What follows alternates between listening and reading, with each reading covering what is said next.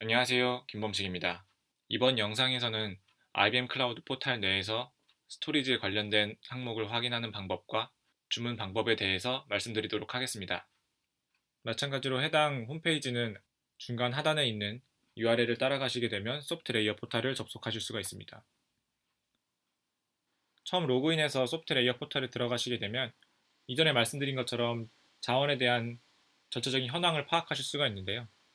그래서 이 오더 창에 있는 것은 이전에 말씀드린 것처럼 자원들을 구매를 할 때 사용하시는 엔트리 포인트가 되고요.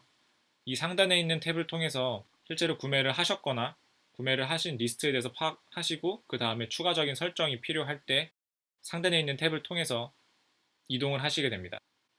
그래서 이번에는 스토리지 탭을 좀 더 살펴볼 건데요. 스토리지 탭에 보면 블록 스토리지, 파일 스토리지, 오브젝트 스토리지, 그리고 다량의 데이터를 클라우드 센터로 전송을 해야 될 때 필요한 서비스들, 그리고 이제 이볼트라고 하는 서드 파티를 통해서 클라우드에 백업하는 항목에 대해서 확인을 하실 수가 있게 됩니다. 그래서 첫 번째로 블록 스토리지를 이동하시게 되면 다음처럼 블록 스토리지 현황에 대해서 확인을 하실 수가 있습니다. IBM에서 제공하는 블록 스토리지에 대한 종류는 인듀런스 스토리지와 퍼포먼스 스토리지 두 가지가 있는데요.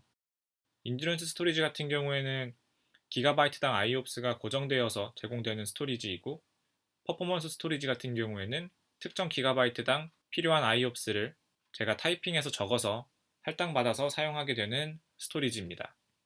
두 스토리지 모두 SSD 기반으로 제공이 되게 되고 아이스카시 방식으로 사용하는 외장 스토리지라고 보시면 됩니다. 하단에 있는 포터블 스토리지 같은 경우에는 가상 머신을 주문할 때 SSD 기반의 로컬 스토리지와 센 스토리지 두 가지 종류가 있습니다. 여기서 센 스토리지 같은 경우에는 디태치했다가 필요한 경우 다시 어태치할 수 있는 기능이 있습니다. 그래서 아래쪽에 있는 디스크 2번의 경우에는 제가 이제 컨테이너 기본 워커 노드를 만들 때 같이 배포가 된 스토리지라고 보시면 됩니다. 그래서 액션 버튼을 누르시게 되면 이 스토리지에서 디태치 하시고 나중에 다른 가상 머신이 있거나 아니면 다른 워커 노드가 있을 때 다시 어태치를 하셔서 사용하셔도 해당 안에 있는 데이터가 보존된다고 보시면 됩니다. 다시 블록 스토리지에 대한 구매 부분을 확인을 해보도록 하겠습니다. 블록 스토리지 같은 경우에는 최대 12TB까지를 제공을 하고 있습니다. 그래서 글로벌 전 데이터 센터에서 모두 다 주문이 가능하고요. 그 다음에 월과금 형태 혹은 시간당 과금 형태로 구성이 되어 있고, 지금 제가 필요한 디스크 사이즈를 예시를 들어서 10TB라고 구성을 해보도록 하겠습니다. 말씀드린 것처럼 엔듀런스 스토리지와 퍼포먼스 스토리지 두 가지에 대한 타입이 나타나게 됩니다. 퍼포먼스 스토리지 같은 경우에는 제가 필요한 IOPS가 나타나게 되고요. 제가 사용할 디스크 용량에 따라서 최대 맥스치로 사용하실 수 있는 IOPS가 일부 좀 변동이 있을 수가 있습니다. 인듀런스 스토리지 같은 경우에는 이 IOPS 이상인 경우에는 SSD 기반으로 이중화가 되어 있는 외장 스토리지를 할당을 받으시게 되고요. 이 디스크에 대해서 스냅샷이 필요할 경우에 스냅샷 용량을 같이 산정을 하시고 생성을 하시게 됩니다. 기본적으로 블록 스토리지 같은 경우에는 최대 동시 8개 마운트 포인트에서 동시적으로 연결이 가능하게 됩니다. 그 다음으로 파일 스토리지를 살펴보게 되면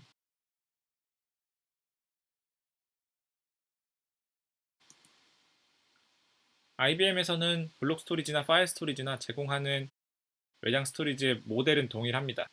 즉 파일 스토리지에도 엔듀런스 혹은 퍼포먼스 스토리지로 같은 IOPS의 성격을 띠고서 제공이 되게 되고요. 이 파일 스토리지 같은 경우에는 동시에 64개의 마운트 포인트를 가지고서 연결을 하실 수가 있게 됩니다. 그래서 예를 들어 VMware를 통해서 외장 스토리지를 구성을 하시게 될 경우에 클러스터가 8개 이상이 되는, 즉 베어메탈 서버가 8개가 이상이 넘어가는 경우에 VMware에서는 블록 스토리지나 파일 스토리지를 외장 스토리지로 그냥 인식을 하고 각 가상 머신에서는 이것이 블록 스토리지인지 파일 스토리지인지 굳이 인식을 하지 않아도 되기 때문에 8개 이상의 다수의 클러스터를 통해 VMware 환경을 구성하시는 경우에는 이 파일 스토리지를 베어메탈에 마운트 하셔서 사용하시는 게 더 많은 마운트 포인트를 가지고 사용을 하실 수 있는 방안입니다. 그 다음으로 오브젝트 스토리지를 살펴보겠습니다.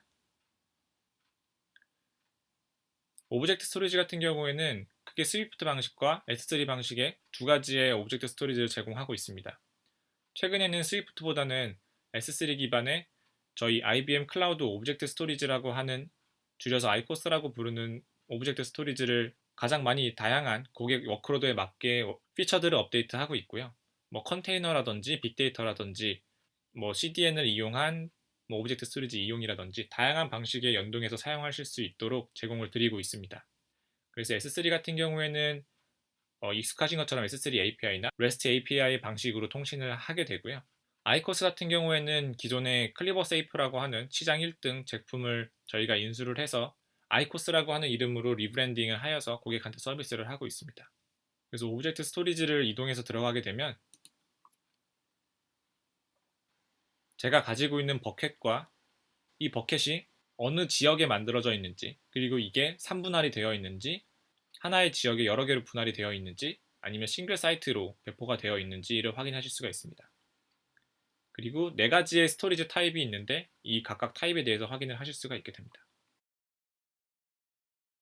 그래서 예시를 통해서 하나를 들어가게 되면 이 첫 번째 버켓에서는 제가 특정 OS 이미지를 넣어놓고 나중에 이제 베어메탈에 이 이미지를 밀어 넣어서 제가 IBM에서 제공되고 있는 OS를 사용하지 않고 제가 가지고 있는 OS를 가지고 베어메탈 서버를 구성하기 위해서 ISO를 오브젝트 스토리지에 넣어 놓은 상태이고요. 나중에 베어메탈 서버를 제가 가진 OS를 가지고 만들어 넣는다고 했을 때 미리 오브젝트 스토리지에 넣어 놓게 되면 이 이미지를 가지고 서버를 생성하실 수도 있습니다. 그 외에도 다양한 정형, 비정형 데이터를 같이 넣어 놓으시거나 TSM이나 컨볼트나 넷백업이라든지 뭐 다양한 백업 솔루션과 연계하여서 데이터를 저장하실 수 있는 방안도 있습니다.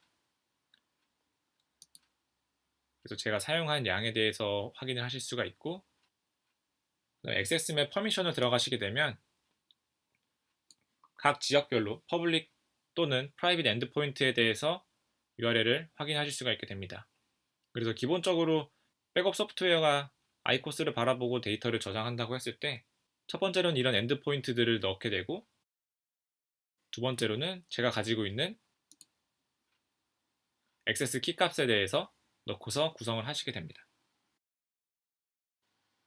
그 다음으로 버켓을 추가하실 경우에는 매니지 버켓 부분에서 오른쪽에 있는 애드 버켓 부분을 누르시게 되면